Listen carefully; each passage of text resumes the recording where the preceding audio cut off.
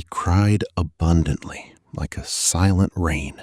And after that, coffee was never brewed in that house again. From then on, a dagger enters Todd's life. The morning alarm went off. "Get up, son. You'll be late for work." Todd had finally found a job. He'd been going to the factory for a week now. His mother was pleased. He'd taken his cold shower, done his meditation. Together with the God inside him, he entered his son's room. But when he saw his tall frame, wide body, and very young face, the son who dreamed of machines, batteries, light bulbs, who rolled in machine oil and heard the growl of a diesel engine, he couldn't bring himself to wake him. Todd was sweaty and pink, as if he'd just come home from work. The factory chimney in Pittsburgh had lifted its head, as if it were waiting for our Todd. Todd finally woke up. He hugged his mother. As he did every morning, he pulled the blanket completely over his head. His mother tickled his feet, which were sticking out from under the blanket. When the son sprang out of bed in one leap and they both fell back onto the mattress, the woman laughing like a young girl could be considered happy. Weren't they the children of a neighborhood where happiness was rare? Did they have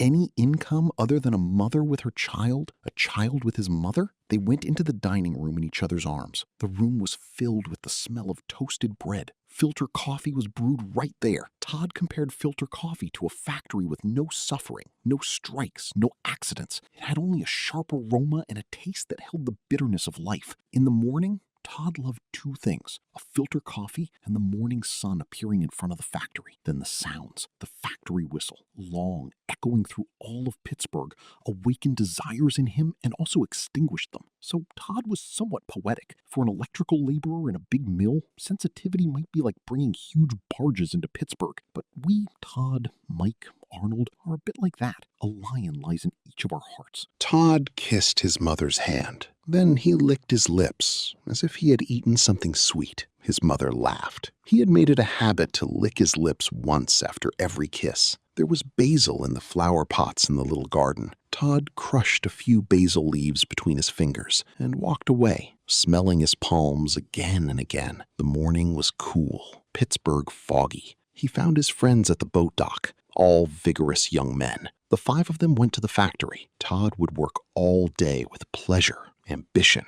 eagerness, but without wanting to seem superior to his friends. That's why he would work honestly, modestly. Otherwise, he'd also learned how to show off. His master was the only electrician of his kind in the USA. He was German. He loved Todd very much. He had also taught him the tricks and shortcuts of the job. The secret to seeming better than those who were as skilled as you lay in agility, speed, a kind of sportiness, youth in short. In the evening, he returned home sure and happy that he had gained a new friend, a new companion for his friends, and a solid worker for his masters. After hugging his mother, he ran to the cafe across the street to join his friends. They played some blackjack. He watched an exciting game. Then he headed home. His mother was praying. As he always did, he crouched in front of her and stuck out his tongue. His mother said, "Todd, son, it's a sin, my child. Don't do that."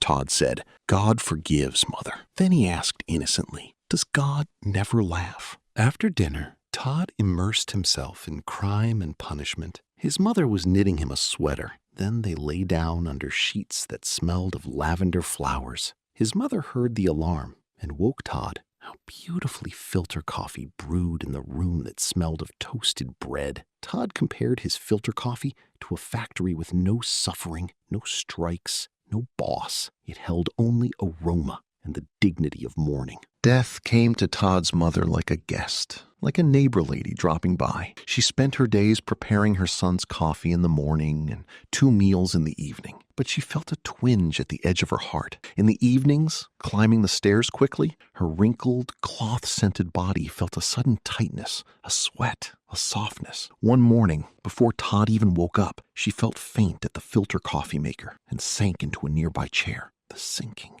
That sinking. Todd wondered why his mother hadn't woken him that morning. But for a long time, he didn't realize how late it was. The factory whistle, stripped of its shrillness and heart-rending quality through the window panes, came to his ears soft, as if passing through a sponge. He jumped up. He stopped at the dining room door. He watched the corpse, slumped over the table with her hands on it, as if dozing. He thought she was asleep. He walked slowly. He held her shoulders. When he pressed his lips to her cheeks, which had begun to cool, he shuddered. Faced with death, we are no different from a successful actor, as successful as an actor can be. He embraced her. He carried her to his own bed.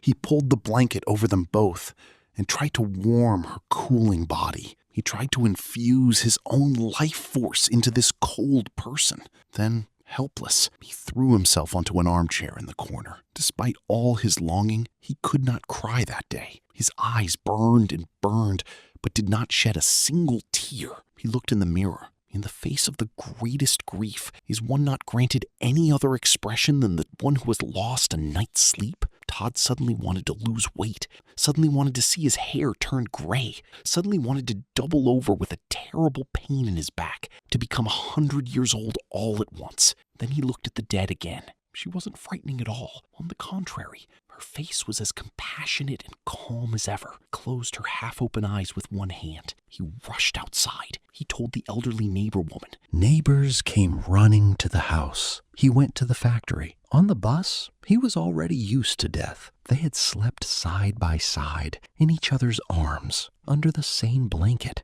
Death had taken from him all his sensitivity, compassion, and tenderness, just as it had entered his mother. He was just a little cold. Death was not as terrible as we know it, only a little cold. Just that. Todd wandered through the empty rooms of the house for days. He sat without turning on the lights at night. He listened to the night. He thought of his mother, but he could not cry. One morning, they came face to face in the dining room. It sat on the kitchen table, calm and bright. The sun had frozen on the yellow brass of the coffee maker. He held it by its handles and placed it somewhere out of sight. He sank into a chair. He cried abundantly, like a silent rain. And after that, coffee was never brewed in that house again. From then on, a dagger entered Todd's life. Winter around Pittsburgh is harder, more foggy than in Alaska. Early risers who break frozen mud on broken pavements to go to work. Teachers, butchers, rest for a while in front of the factory, leaning their backs against a huge wall, drinking filter coffee sprinkled with milk. The blonde workers, whose precious hands hidden inside woolen gloves cradle the coffee cup with runny noses, heads full of strikes and suffering, like coffee machines, along with teachers, butchers, and sometimes poor school students, lean their backs against the huge factory wall and sip coffee sprinkled with the principles of their dreams.